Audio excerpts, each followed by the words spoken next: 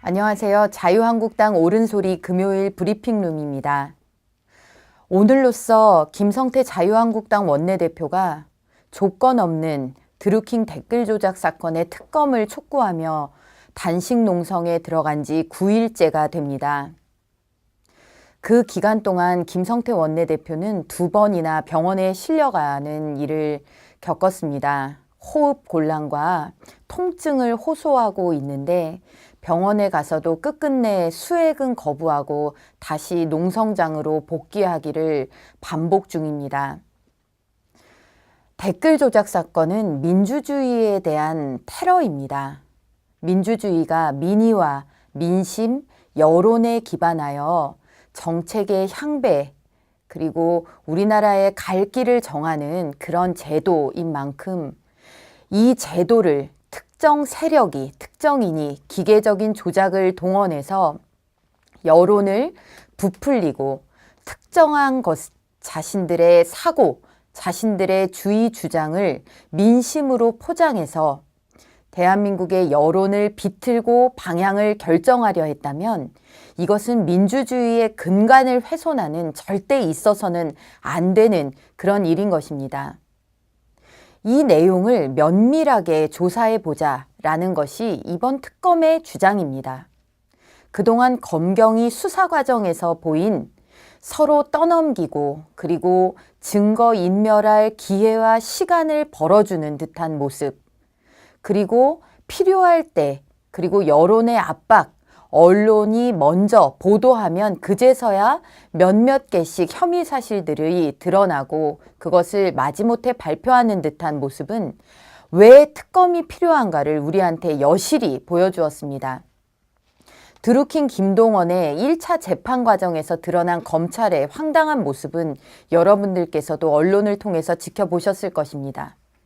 매크로 기법이 활용된 댓글 조작 사건의 매크로가 무엇인지를 재판정에서 제대로 설명하지 못하는 검찰의 모습, 증거조차도 제대로 신청되고 있지 못한 모습을 보면서 우리는 특검밖에는 진실규명에 다가설 수 없다라는 그런 확신을 가지게 되었습니다. 야 3당이 무려 함께 발의한 특검법입니다. 그럼에도 불구하고 단식 농성을 이어가는 원내대표를 향한 조롱이 이어지고 있습니다. 일반 댓글창에서의 조롱뿐만이 아니라 공당의 정치인이, 여당의 정치인이라는 사람들이 나서서 조롱을 일삼고 있는 그런 부도덕한, 있을 수 없는 몰상식의 현장까지도 우리는 지켜보고 있습니다. 더불어민주당은 이제는 하다하다 청와대도 그리고 김경수 당사자도 특검 아니라 더한 것도 받겠다. 또 청와대는 국회가 결정할 일이다 라고 했는데도 불구하고 특검을 결사적으로 막고 있습니다. 여론의 압박에 밀리자 특검이라는 그런 명칭만 유지한 채 특검을 임명하는 과정에서 몇 단계의 비토권을 자신들이 가질 수 있는 그런 장치를 마련하고 그리고 도저히 통과시킬 수 없는 법안 20여 개를 특검법과 맞바꾸자는 이런 황당무계한 막장 제안을 거듭하면서 시간 끌기로 일관하고 있습니다. 그러는 사이에 여당의 우원식 원내대표의 임기는 종료되었습니다. 이제 새로운 지도부와 이 지난한 논의를 새롭게 시작해야 되는 그런 형국에 와 있습니다. 국민들께서 드루킹 댓글 조작 사건의 실체가 어디까지인지, 어디서부터 출발해서 누구까지 개입된 일인지 끊임없이 관심을 가져주셔야만 이 일을 계속해서 밀고 나갈 수 있습니다. 망각에 기대고 그리고 다른 이슈들의 묻히기를 기다리는 세력들의 모습을 똑똑히 지켜봐 주시기 바랍니다. 김성태 원내대표 그 모진 고통의 시간을 감내하면서 여러분들께 관심과 지원을 호소하고 있습니다. 여러분들께서 지켜봐 주시는 한 자유한국당은 이 실체가 어디인지 드러나는 특검을 반드시 관철시켜 낼 것입니다. 다시 한번 여러분들의 관심과 성원을 부탁드립니다.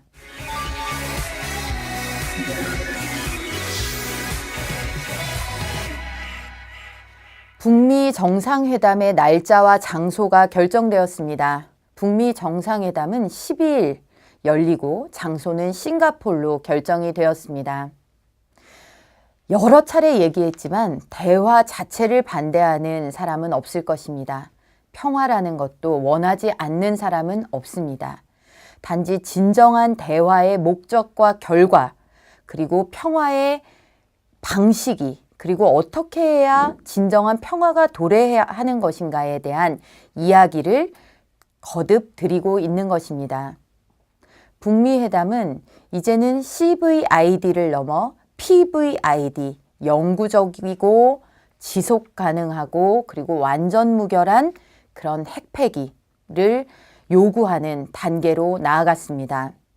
북미 정상회담을 통해서 북한이 완전한 북핵 폐기를 통해서 이제 국제사회가 원하는 수준의 그런 핵 검증을 받고 그리고 정상적인, 그래서 북한의 주민들이 이제 더 이상 압제와 그리고 핵을 개발하느라고 온통 송두리째 빼앗겼던 자유와 최소한의 인간다운 권리, 이런 것들을 누리는 그런 삶이 열리기를 기대합니다.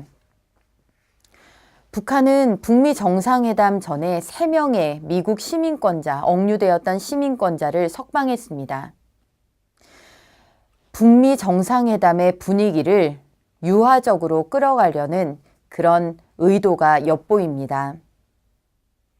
우리는 북한 인권의 참상, 그리고 북한에 억류되어 있는 대한민국 국민, 그리고 납북자들의 송환 문제를 북한을 향해서 반드시 이야기해야 합니다. 청와대에서 문재인 대통령이 억류되어 있는 대한민국 국민의 이야기를 북한에 꺼냈다라고 뒤늦게 밝혔습니다. 북한이 이에 대해서 확실한 답을 내어놓아야 합니다. 북한이 지금까지 대한민국을 향해 도발한 그 무수한 도발 행위에 대해서도 북한은 반드시 입장을 밝혀야 합니다. 이런 것들이 온통 묻혀지고 이런 것들을 꺼내지 않아서 심기를 상하지 않게 하는 그런 선에서의 평화는 진정한 평화가 아닐 것입니다. 북핵 폐기와 함께 우리는 북한이 그동안 대한민국을 향해 자행해온 모든 도발 행위, 그리고 지금까지도 가족의 품에 돌아오지 못하고 있는 납북자와 전쟁 포로, 그리고 억류된 대한민국 국민들의 안전, 생사, 그리고 귀환을 약속받아야 합니다. 우리는 핵 없는 평화를 원합니다. 북한의 핵 폐기, 그리고 모든 도발 행위의 중단, 그리고 진정한 북한의 주민들이 진정한 평화와 자유를 맛보는 그런 상태의 평화를 원합니다. 남북 정상회담에 이어 열리는 북미 정상회담에서 핵 없는 평화를 위한 진정한 북한의 태도 변화와 그리고 미국이 자국의 정치 상황을 고려한 중간 단계에서의 어떤 봉합이 아닌 지금까지 미국이 천명하고 있는 PVID 선에서의 완전한 북핵 폐기를 이끌어낼 수 있는 그런 성과를 올리는 회담이 되기를 진심으로 기대합니다.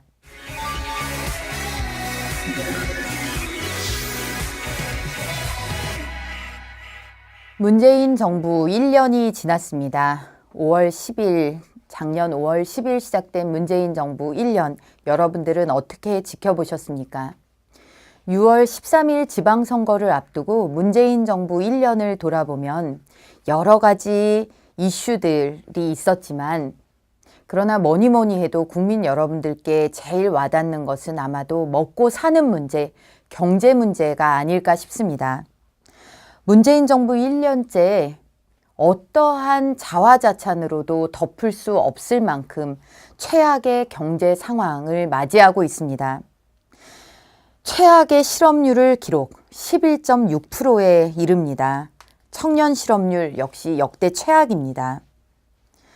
월 평균 20만, 30만이던 취업자 증가폭이 지난 2월, 3월 연속으로 10만 명대에 미치지 못하고 있습니다.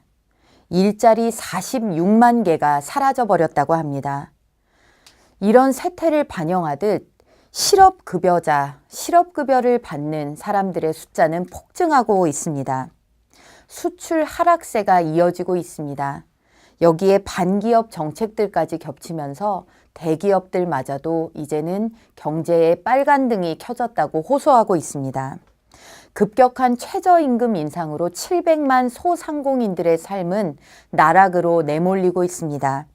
최저임금의 인상에 반짝 기대를 가졌던 최저임금에 기대어 살아야 하는 아르바이트생과 일용직 근로자들도 이 최저임금의 인상 역풍을 오히려 우려하고 있는 현실입니다. 10인 이하의 영세 사업장 일자리도 역시 급격히 사라지는 중입니다. 어려운 사람들이 가는 일자리부터 고통이 가중되고 있습니다. 잘못된 경제정책의 가장 큰 피해자는 그 경제의 가장 밑바닥을 이루는 어려운 분들부터라는 그런 경제학의 경구가 다시금 생각나는 시기입니다. 문제는 이런 어려움이 우리나라에만 국한되어 있다는 것입니다. 세계 경제의 흐름이 우리나라에 미치는 여파가 아니라는 사실입니다.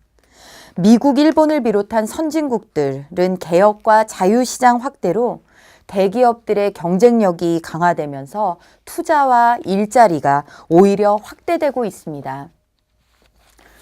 구직난을 호소하고 있는 기업들이 넘쳐나고 있는 실정입니다. 미국, 일본이 이런 추세를 달리고 있고, 그리고 프랑스마저도 다시금 경제 성장에 박차를 가하고 있습니다. 우리나라만, 대한민국만이 이렇게 세계가 호재다, 쾌재를 부르면서 달려가고 있는 경제 상황에 여전히 다른 길에 서 있습니다. 어두운 그늘에 서 있습니다. 이 정부는 일자리 정부가 되겠다라고 약속을 했습니다. 그리고 청년들의 지지가 두터웠던 정권의 출발이니만큼 청년들을 위하는 정책을 펼치겠다고도 이야기했습니다.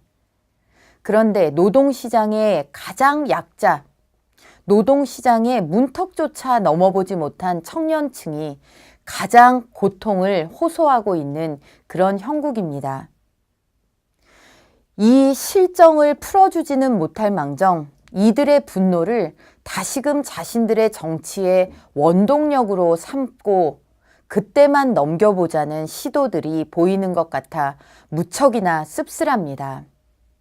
청년들에게 장밋빛 미래를 제시했으나 지키지 못하고 세계의 젊은이들 눈앞에 펼쳐진 그런 청사진 푸르른 미래와 다른 길을 걷게 한 그 책임은 제쳐두고 이제는 이들의 분노와 절망마저도 자신들의 정치를 위한 군부를 떼는 그런 장작개비로 활용하겠다는 모습을 보면서 깊은 절망을 느낍니다.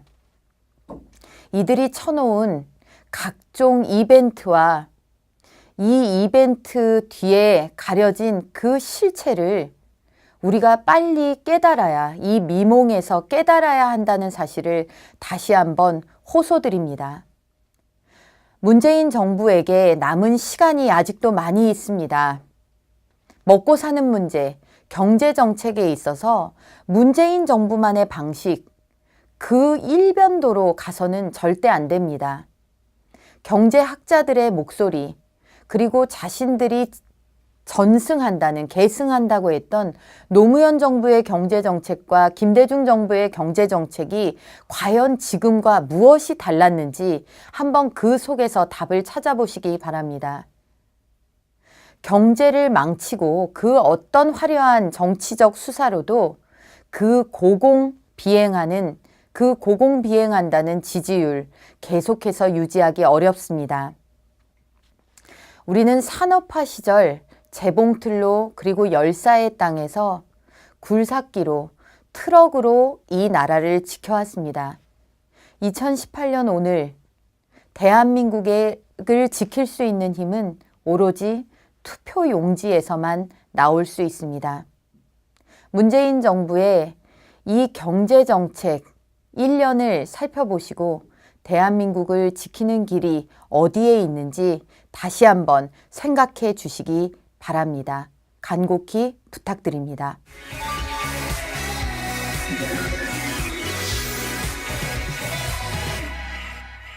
오늘 모두의 드루킹 댓글 조작 사건에 대해서 특검의 필요성을 우리 옳은소리 브리핑룸을 지켜보시는 분들께 여러 차례 강조드렸습니다.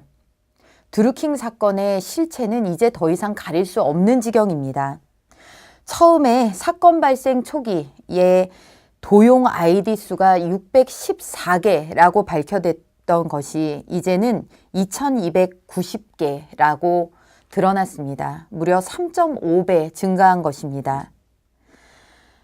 이들이 활동한 시기도 2016년 10월 탄핵 정국부터 지금에 이르기까지 17개월에 이미 밝혀진 개월만 17개월에 달한다고 합니다. 처음에 이들이 조작한 기사는 8개라고 발표되었지만 살펴보니 2016년 10월 탄핵 정국부터 이듬해 4월까지만 1만 9천여 건, 그리고 2017년 5월부터 2018년 3월 이때까지 7만여 건에 달한다고 합니다. 조작된 댓글도 1월 17일 하루에만 50개, 그리고 2만 3천여 회에 달하는 조작이 있었다라고 합니다. 돈거래, 보좌관과 500만 원 주고받았다라는 사실이 드러났는데 이제는 뭉치 후원금 2,700만 원에 달하는 모금 정황이 드러났습니다. 이것이 김경수 의원에게 전달된 정황도 더불어 밝혀졌습니다. 김경수 의원은 이 내용이 발표되자, 언론에 의해서 발표가 되자 확인해 보겠다라고 애둘러 이 사실을 언론을 통해서 인지한 것처럼 이야기했지만 사실 수주 전에 더불어민주당 의원들과 이것에 대한 대책 논의까지 한 상태였다는 것이 밝혀졌습니다. 처음에 드루킹을 알지 못하는 것처럼 얘기했던 거짓말, 그리고 본인은 일방적으로 드루킹의 대화를 마치 수신만 한 것처럼 했던 거짓말, 사실은 자기가 기사 링크까지 보냈던 사실이 밝혀졌었죠. 그리고 2,700만 원 뭉치 후원금에 대해서 확인해 보겠다라고 했지만 사실 수주 전부터 대책을 논의하고 있었다는 그 거짓말. 감출 것이 없는 사람은 거짓말할 필요도 없습니다. 김경수 의원의 이 거듭되는 거짓말, 그 너머에 무엇이 있는지 특검법으로 반드시 우리는 밝혀내야 합니다. 댓글 조작이라는 민주주의의 적, 민주사회의 적의 실체를 밝히기 위해서, 그리고 그 끄트머리에 과연 누가 있는지를 밝히기 위해서 끝까지 특검 관철을 위한 힘을 보태주시기 바랍니다. 국회라는 공간에서 폭행까지 당하고 2번이나 병원에 실려갔다가 다시금 노상 농성장으로 돌아온 김성태 원내대표, 아마 단식의 고통보다 조롱과 그리고 집권 여당의 무관심의 아픔이 더 클 것입니다. 이 단식 농성에도 여러분들께서 많은 관심과 지지와 성원을 보내주시기 바랍니다. 금요일 브리핑룸 이상 마치겠습니다. 감사합니다.